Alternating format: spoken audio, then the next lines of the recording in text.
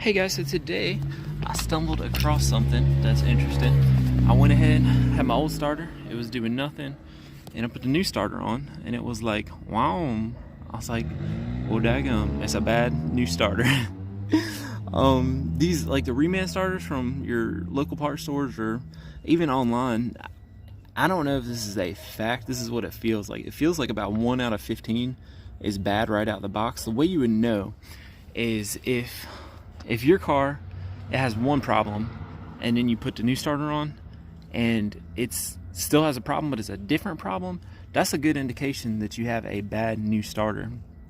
If you didn't diagnose it, you put the new starter on and it does the exact same thing that the old starter was doing, then there's a pretty good chance that you might have just missed something and it wasn't actually the starter.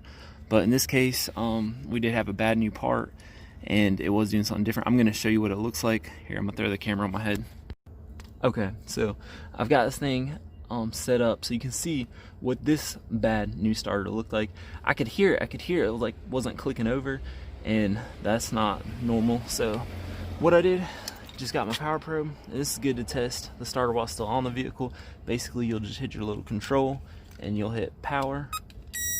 You'll hit power on it. So here we've got it set up like it's in the car. It's grounded, and the always hot is hot. We've got it hooked up to this battery right here, and then what you do, just take your foot on it like you're taking a hook out of a fish, and then I'm gonna hit right here.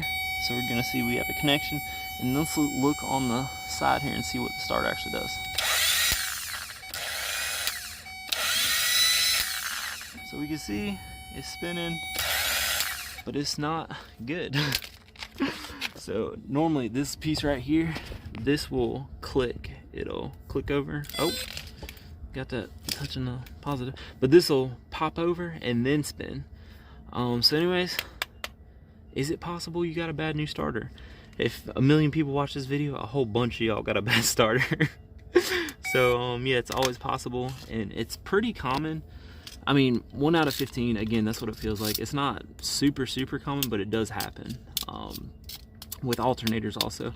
Anyways, just found this today and said, hey, why don't we just share it with the YouTube community? Thanks for watching, and I'll see you next time.